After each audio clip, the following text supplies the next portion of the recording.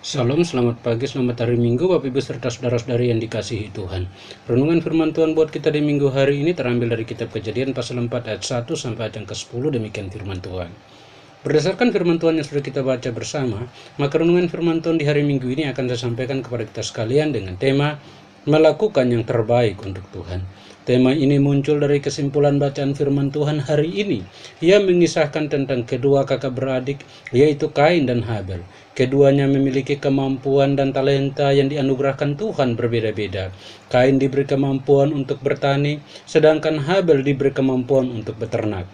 Tentunya kemampuan dan bakat alami yang telah mereka miliki menjadi tanggung jawab masing-masing untuk dikembangkan, dan pengembangan bakat alami itu akan terlihat melalui hasil yang didapat masing-masing. Firman Tuhan menjelaskan bahwa keduanya sebagai pribadi yang agamis membawa hasil jerih lelah mereka kepada Tuhan. Singkatnya, firman Tuhan bersabda di ayat 5, tetapi Kain korban persembahannya tidak diindahkannya. Lalu hati Kain menjadi sangat panas dan mukanya murung. Tentang penolakan persembahan Kain oleh Tuhan telah melahirkan berbagai spekulasi. Ada yang mengatakan bahwa karena Kain tidak tulus memberi, dan ada pula yang mengatakan karena ia memberi yang kecil-kecil saja. Ayat 3 dan ayat yang keempat demikian firman Tuhan. Setelah beberapa waktu lamanya, maka Kain mempersembahkan sebagian dari hasil tanah itu kepada Tuhan sebagai korban persembahan. Habel juga mempersembahkan korban persembahan dari anak sulung kambing dombanya, yakni lemak-lemaknya. Maka Tuhan mengindahkan Habel dan korban persembahannya itu. Berdasarkan kedua ayat ini, maka dapat disimpulkan bahwa persembahan Habel diindahkan Tuhan karena Habel memberi yang terbaik untuk Tuhan, sedangkan persembahan Kain tidak diindahkan Tuhan karena bukanlah yang terbaik untuk Tuhan. Dikatakan Habel melakukan yang terbaik untuk Tuhan karena Habel memberi yang sulung dari anak kambing dan dombanya. Sikap dan keputusan Habel ini sebagai cerminan kehidupan rohaninya di hadapan Tuhan. Habel memberi yang terbaik untuk Tuhan karena didasari oleh beberapa hal, antara lain sebagai berikut. Yang pertama, memiliki kehidupan rohani yang baik. Jika dilihat dari karakteristik persembahan Kain dan Habel yang berbeda, mencerminkan kehidupan rohani keduanya. Habel memberikan anak sulung kambing domba, membuktikan bahwa Habel adalah seorang anak yang memiliki kualifikasi hidup rohani yang baik dengan hidup takut akan Tuhan.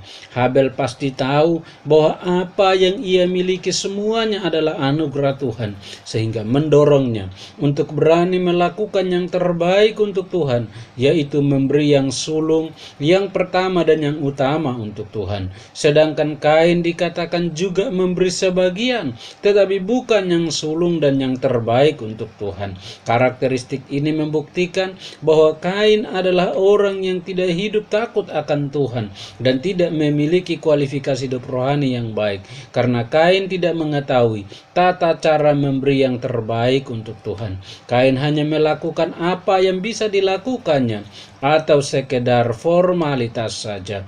Artinya, memiliki kualifikasi hidup rohani yang baik akan menjadi mesin pendorong bagi kita untuk berani melakukan yang terbaik untuk Tuhan dan bukan ala kadarnya saja, dengan bersedia mempersembahkan yang sulung, yang pertama dan yang utama untuk Tuhan. Waktu pertama, bangun pagi kita, tenaga pertama kita, kata-kata pertama kita, tenaga pertama kita, gaji pertama kita, semua yang pertama adalah untuk Tuhan dan seterusnya. Semua ini hanya bisa dilakukan oleh orang yang memiliki kualifikasi hidup rohani yang baik sebagaimana sabda Tuhan. Muliakanlah Tuhan dengan hartamu dan dengan hasil pertama dari segala penghasilanmu. Amsal 3 ayat 9. Bagi orang yang belum memiliki kualifikasi hidup rohani yang baik, memang juga bisa memberi bahkan lebih banyak, namun bukan yang sulung, yang pertama dan yang utama, tetapi sekedar formalitas belaka. Yang kedua, meyakini Tuhan pemberi berkat. Melihat perbedaan persembahan yang diberikan kedua kakak beradik ini menunjukkan sejauh mana tingkat kesadaran keduanya tentang asal usul pekerjaan yang dimilikinya. Habel berani melakukan yang terbaik untuk Tuhan, yakni dengan memberi yang sulung, yang pertama dan yang utama, membuktikan bahwa Habel benar-benar sadar bahwa pekerjaan yang dijalaninya dan hasil yang dicapainya adalah semata-mata berkat pemberian Tuhan. Kesadaran inilah yang mendorongnya untuk tidak sekedar memberi persembahan sama seperti orang-orang pada umumnya, tetapi ia melakukan yang terbaik untuk Tuhan. Berbeda dengan Kain yang juga memberi persembahan, namun bukan yang sulung dan yang utama atau yang pertama, tetapi hanya sekedar saja. Artinya bahwa sadar atau tidaknya seseorang kepada Tuhan, bahwa Tuhanlah sang pemberi berkat melalui hasil yang dicapainya, pasti akan mendorongnya dan membangkitkan kesadaran melalui sikap dan tindakan imannya, yakni dengan berani melakukan yang terbaik untuk Tuhan, yakni dengan bersedia memberikan yang utama, yang pertama dan yang sulung kepada Tuhan. Namun sebaliknya, jika tidak adanya kesadaran dalam diri kita bahwa segala hal yang kita miliki datangnya dari Tuhan, maka akan turut mempengaruhi sikap kita melakukan sesuatu untuk Tuhan, yakni sekedar bisa melakukannya karena orang lain turut melakukannya, alias ikut-ikutan. Yang ketiga, menjalani proses bersama Tuhan. Dilihat dari bentuk persembahan tersebut, sungguh membuktikan bahwa Habel menjalani proses menghadapi pekerjaannya bersama Tuhan. Ia benar-benar menyerahkan semua ternak peliharaannya ke dalam kuasa dan pemeliharaan Tuhan hingga menuai hasil.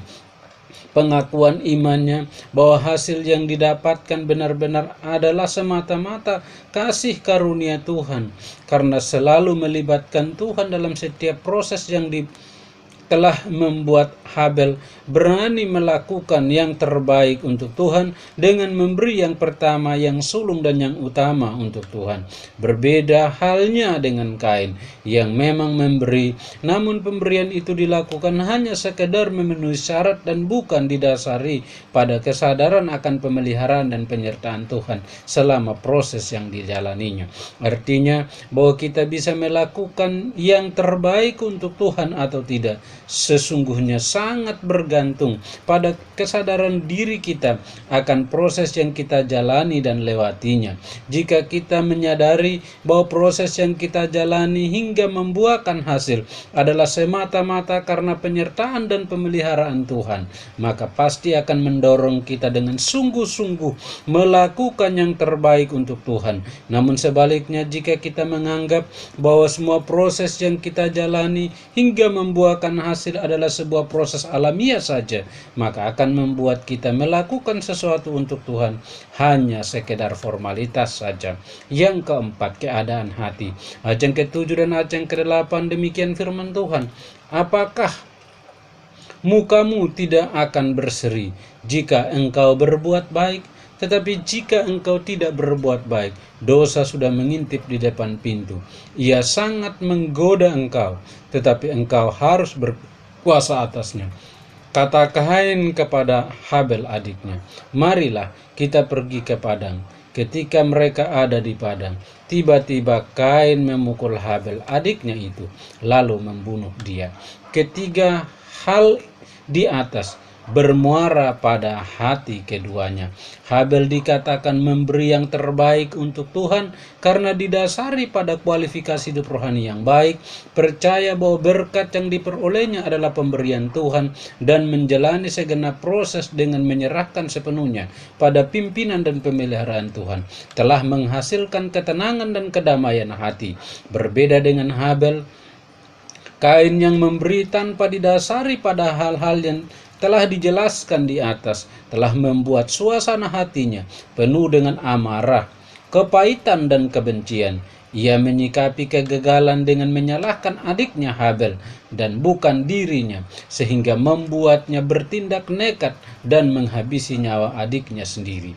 Artinya, segala hal yang kita lakukan yang terbaik untuk Tuhan sungguh ditentukan oleh kualifikasi hidup rohani yang baik kita. Percaya bahwa segala yang diperoleh adalah berkat Tuhan, dan percaya pula pada pimpinan dan penyertaan Tuhan dalam setiap prosesnya dan hasil yang kita capai, akan membuat kita melakukan apapun untuk Tuhan dengan selalu mendatangkan ketenangan dan kedamaian batin. Namun sebaliknya, jika kita melakukan sesuatu untuk Tuhan hanya sekedar formalitas saja, maka ketahuilah tidak akan memberi dampak apapun di dalam hati kita. Bapak, Ibu, serta saudara-saudari yang dikasihi Tuhan, bagian firman Tuhan ini mengajarkan dan mengingatkan kita agar kita hendak melakukan sesuatu untuk Tuhan. Janganlah kita sekedar saja melakukannya, tetapi harus melakukan yang terbaik untuk Tuhan. Melakukan yang terbaik untuk Tuhan berarti memberikan yang pertama, yang utama, dan yang sulung.